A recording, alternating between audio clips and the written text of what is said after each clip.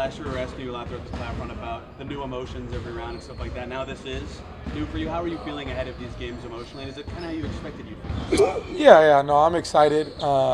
This is the reason that we do this, and everybody's dreamed of playing in the finals their whole life. So I'm really excited to be a part of this and a part of this with this organization and this group. And I couldn't sleep after game 6, but I think part of it was due to excitement and part of it was due to, okay, now what are we preparing for?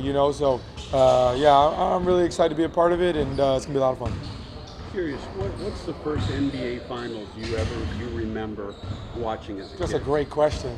That I truthfully remember, 2011, Heat Mavs. That's the first one I can say I really sat down and truthfully remember. And I hated Rick for that. And so the fact that I'm here with him is it's pretty full circle, so it's exciting. And they were prohibitive underdogs too. Yeah.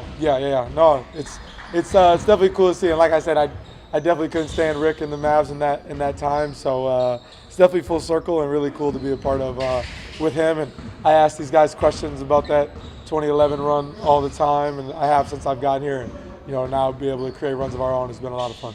When you talk to them about that, what do you hear that you're taking something from you've been able to use? Yeah, I think the biggest thing is I think they went into that situation similar to how we've went into a lot of our playoff runs of just being the underdog and knowing that a lot of people weren't picking them and just kind of going into it with I don't know a better way to put it than kind of with like an effort mentality. Sorry, I didn't want to cuss, but I had to right there. I didn't know how to get it across.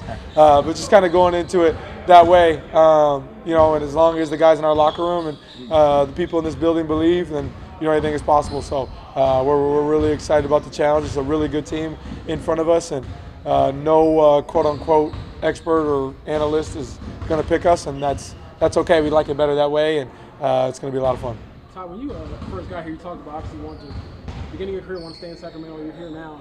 2 years in, when did you know, okay, this feels like my team, my city type of thing? Like, was it from day one, or is that a cliche just because you had to say that because you got here on day one? Yeah, no, I mean, I knew that getting here, I knew I was going to have to establish myself for me to claim that this was my city or my team or anything. Right? I had to prove more of myself individually and have more success, which I feel like I've been able to do. And I think that all the teams here were kind of struggling a little bit, but now we're all on the rise, and that's cool to see with what the Fever are doing. Hopefully the Colts can have they're planning on them having a good year this year as well. So I don't look at it that way by any means. I think that I'm a mainstay, here in Indy, and I'll be a mainstay in this organization for a very long time, and that's exciting for me. But just to be a part of the growth here as a sports city has been a lot of fun, and just want to continue to make more memories for Indy sports fans, and just continue to leave my legacy here. So that's the biggest thing. But yeah, when I got here, I had the dream of that and being able to accomplish that, but it definitely takes time, and I think that comes with individual and team success, and I'm fortunate enough that I've been able to have some of that. But the plan is to have a lot more moving forward. So definitely still just keep my head down and keep working. Ty, this group has become very adept at adjusting after losses. What do you see here in practice and film work and all that keeps one loss from turning into 2 or 3? Yeah, I think just a sense of urgency. I think we had such a poor start to the year that we kind of had to approach it like, let's just approach it one game at a time. And, every loss I think felt bigger because of what our record was at the time. And I still feel that way. Every loss feels so big because it's playoff basketball, and if you give one away, you don't want to give 2 away. So I think that's just part of the resilience of this group, but also I think the basketball minds that we have here. Coach Carlisle and our staff are really brilliant at making adjustments and continuing to adjust on the fly, which has been really big for our success. And I think that when we lose, we typically get reamed in film, and our film study just intensifies even more. And I think that that leads to success for us. Excuse me, wait, question on the side over there. Question to the left. Excuse me. Yeah. I can get 2 bacon cheeseburgers and fries from Culver's. I got you. Text me your full order, please. Yes, sir.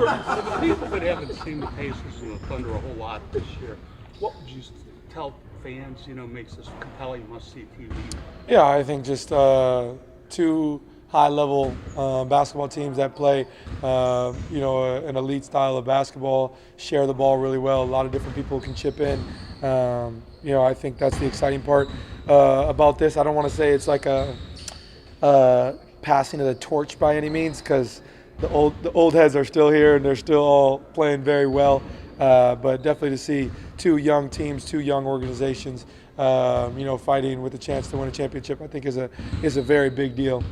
So I think that's exciting for any basketball fans. It's going to be a lot of fun. Tyreek was saying that, there's been moments throughout your career where you've been doubted, you've been candid about, man, do I have it myself? And what have you learned about just how to navigate pressure, and what entices you about a chance to win a championship and be immortalized with that? Yeah, I think that's just part of being put on the pedestal and being put on and being expectations rising. It's a part of it.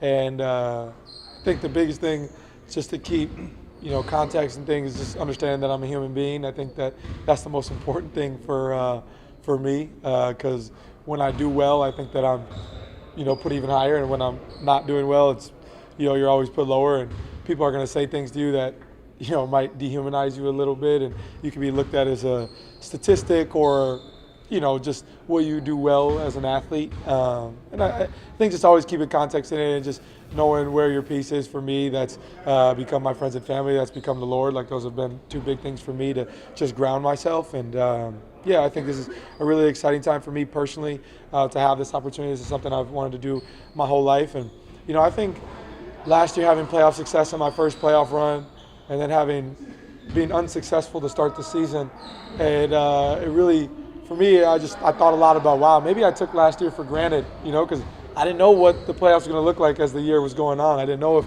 we'd be a playing team or where we would stack up in the end with how we were playing early in the year. So I'm definitely not taking this time for granted at all. Learning to appreciate every day and remember, all these days as best as I can. The practices, we'll have the media stuff, which will, I'm sure, suck to a sense leading up to this. Apologies to you guys. You guys are all great. You guys are all great. But no, I think just learning to appreciate that, man, and just be where my feet are. And, I think, of course, it's easy, human nature, to set in and be like, yo, we're 4 wins away from winning a championship. All we got to do is this, that. We're going to be a champion. And this is what the parade's going to look like. It's easy to do that. But just trying to be grounded and be where my feet are and take it a day at a time, because, if we're able to do, what we set out to do, it'll be a really special feeling. Has Pascal or Thomas Bryant, I don't know if you have any other guys who've won rings, but have they talked with you guys about what to expect and what this is going to be like? Yeah, we talked about it yesterday in film, as far as all the distractions, all the things that come with playing in the finals. We've had many conversations with it. I've had many conversations with Pascal leading up to this, just in passing, just randomly sitting on the plane. Tell me about this game in that playoff run. I think that's part of it, and I'm really excited about it. And we just continue to create more memories and do more stuff together. And I'm sure the finals format, as far as media and all that stuff, has changed. Not that Pascal's old, and not that was a long time ago, but that was 6 years ago. So I'm sure some stuff has changed, but the main thing remains the main thing. The emotions, the energy in the building is going to be a lot of fun, and that's something we've talked about a lot. So I'm looking forward to it. More about the building. You guys have been great road warriors. The Thunder have been one of the best home teams in the league. How have your ability to steal games? How do you think that's going to help you in the highest stakes environment you've had? Yeah, it's exciting. I think we've had, like you said, we've had a lot of success on the road this playoff run. They've had a lot of success at home and really everywhere all year. So I think it's just about approaching a day at a time. We know the environment is probably going to, it's going to be the best road environment we've seen all playoffs. So we got to be prepared to go in there. Obviously, our organization is doing an amazing thing, bringing our full-time employees. They got a family plane that they're bringing. That's going to be a lot of fun to have our families and stuff there. So we'll have more Pacer fans in the building than we've probably had on the road all year, to be honest. But that's exciting, and it's going to be a lot of fun. And we just got to approach it the right way, the same way we've approached every game, is just controlling what we can and trying to win the margins the best way we can. So I'm excited about it.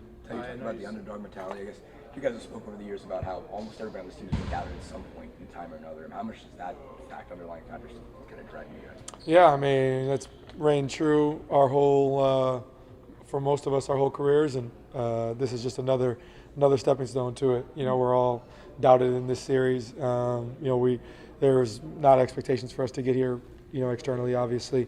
So we're just trying to approach it the right way. Just approach it the way we've approached every game, the way we approach every day. That nobody's expecting us to win except for the guys in this locker room, we believe. And, I think that's the exciting part about it is, when you get to prove people wrong, that's exciting. So this is a great team that's in front of us, and it's going to be a great challenge. They're well coached. They're really, together group. The crowd's going to be amazing. It's going to be a fun challenge. But, if you were to win a championship, you want to beat the best. And these guys have been the best all year. So, we wouldn't want it any other way. All right, guys, we're going to let Miles get in here now. So we can get out of here. Thanks, Dad. Appreciate it, guys.